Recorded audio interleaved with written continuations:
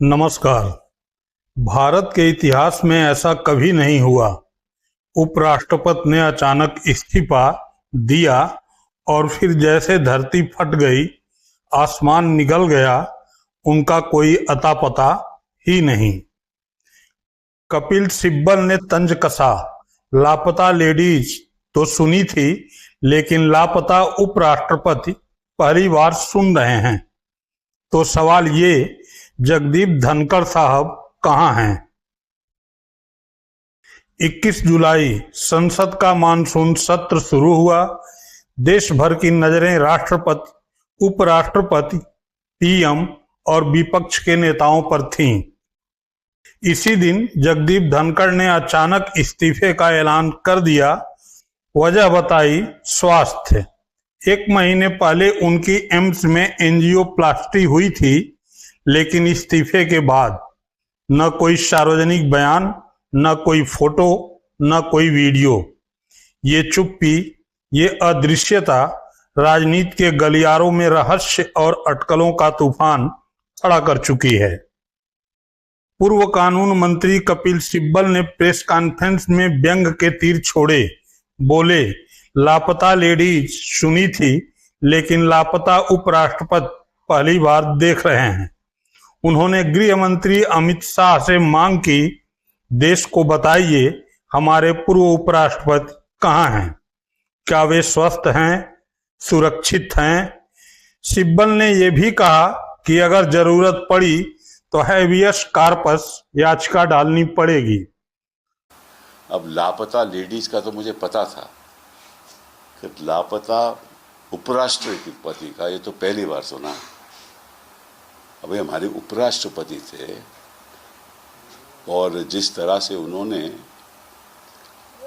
सरकार की रक्षा की जब से वो उपराष्ट्रपति बने, अब लगता है कि विपक्ष को उनकी सुरक्षा करनी पड़ेगी। कहाँ हैं धनखड़ साहब? मैंने खुद पहले दिन उनको फ़ोन किया था, उनके पीएस ने उठाया फ़ोन और कहा कि वो आराम कर रहे हैं। उसके बाद कोई फ़ोन उठाता ही नहीं है। और मेरे कई राजनीति में राजनेता से मेरी बात हुई तो वो कहते हैं कि हम भी नहीं फ़ोन मिला रहे। और इस बात की जानकारी तो होम मिनिस्ट्री को होगी ना। तो अमित शाह जी को एक बयान देना चाहिए, पब्लिक बयान, कि कहाँ है, क्यों। तो अब क्या करें, हेबियस कॉर्पस फाइल करें, क्या करें? अब आप सोचिए, हैबियस कॉर्पस यानी अदालत में अर्जी डालकर किसी व्यक्ति को कोर्ट के सामने पेश करने का आदेश। क्या ये स्थिति इतनी गंभीर है कि देश के पूर्व उपराष्ट्रपति को खोजने की नौबत आए? धनखड़ जी की तबीयत पर सवाल उठ रहे हैं। एंजियोप्लास्टी के बाद आराम करना जरूरी था, लेकिन सवाल ये कि आराम के नाम पर वे पूरी तरह सार्वजनिक नजरों से क्यों गायब हो गए? क्या उनके परिवार को मीडिया से बात करने से रोका गया? क्या राजनीतिक कारणों से जानकारी दबाई जा रही है? गृह मंत्री अमित शाह ने अब तक कोई सार्वजनिक बयान नहीं दिया, और ये चुप्पी सिर्फ राजनीतिक ही नहीं, लोकतांत्रिक पारदर्शिता पर भी सवाल उठाती है। धनखड़ का कार्यकाल अगस्त 2022 से शुरू होकर 2027 तक चलना था। वे राज्यसभा के सभापति के तौर पर कई बार विपक्ष से टकराए। विपक्ष ने उन पर पक्षपात के आरोप लगाए। एक बार तो महाभियोग प्रस्ताव भी आ गया, हालांकि खारिज हो गया। इस्तीफे से पहले संसद के मानसून सत्र के पहले दिन ही पद छोड़ना कई नेताओं के लिए सिर्फ स्वास्थ्य कारण वाली थ्योरी को कमजोर कर रहा है। क्या इस्तीफा दबाव में दिया गया, या फिर कोई डील, कोई राजनीतिक अंदरूनी खेल चल रहा था? राजनीति में खाली जगह कभी खाली नहीं रहती। धनखड़ के गायब होने के बाद कई थ्योरीज सामने आईं। स्वास्थ्य बहुत खराब है, इसलिए पब्लिक में नहीं आ सकते। किसी बड़े राजनीतिक विवाद से बचाने के लिए लो प्रोफाइल रखा गया, या फिर इस्तीफा किसी डील का हिस्सा था और अब वे सेफ हाउस में हैं। लेकिन ये सब अटकलें हैं। हकीकत क्या है ये सिर्फ कुछ चुनिंदा लोग जानते हैं। भारत का उपराष्ट्रपति सिर्फ एक व्यक्ति नहीं, वो हमारे लोकतंत्र का दूसरा सबसे बड़ा संवैधानिक पद है। अगर इतने बड़े पद पर बैठा व्यक्ति अचानक इस्तीफा दे और फिर गायब हो जाए तो ये सिर्फ उनकी नहीं, पूरे देश की चिंता है। कपिल सिब्बल के सवाल जायज हैं। गृहमंत्री को देश को सच बताना चाहिए और अगर सब ठीक है तो धनखड़ साहब को खुद सामने आकर मुस्कुराकर कहना चाहिए मैं ठीक हूं। तब तक ये सवाल गूंजता रहेगा, धनखड़ साहब कहाँ हैं? ऐसी बातें तो हमने दूसरे देशों में सुना था कि पता नहीं चला। अब हिंदुस्तान तो एक लोकतंत्र देश है ना, तो इसकी जानकारी जनता को मिलनी चाहिए।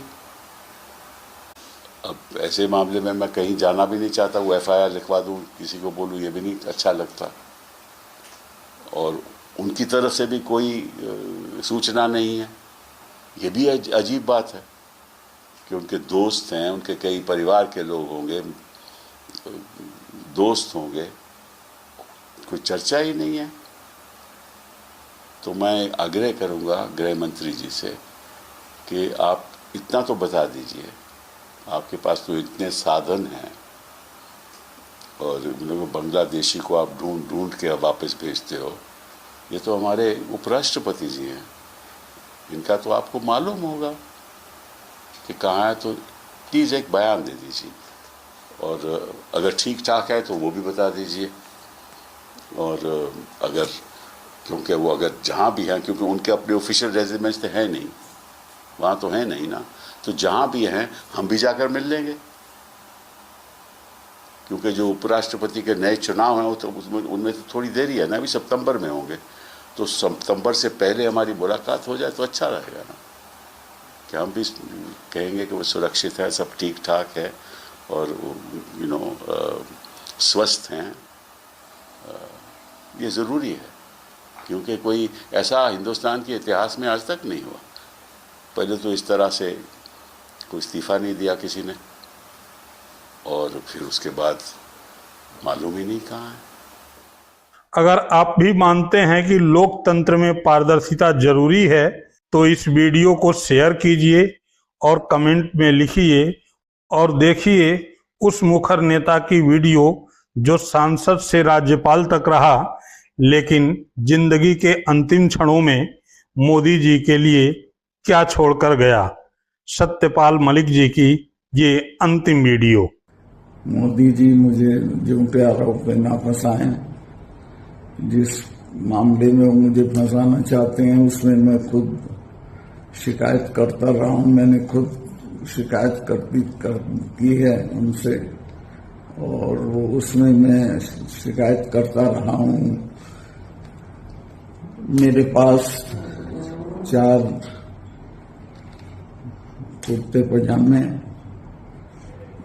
और 4-6 जोड़ी कपड़े हैं और 4-6 जोड़ी कपड़े और पेन और 2 घड़ियां होंगी। ये मेरी पूरी पूंजी है।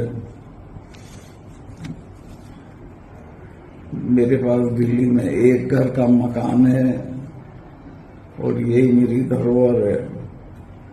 तो इसमें मुझे किस चीज में फंसाना चाहते हैं? जिस बात में वो फंसा रहे हैं उसकी तो शिकायत मैंने उनसे की थी मोदी जी से कि फलां जगह ये मामला हुआ है। शिकायतकर्ता को खुद उसी की शिकायत पे फंसाया नहीं जा सकता है।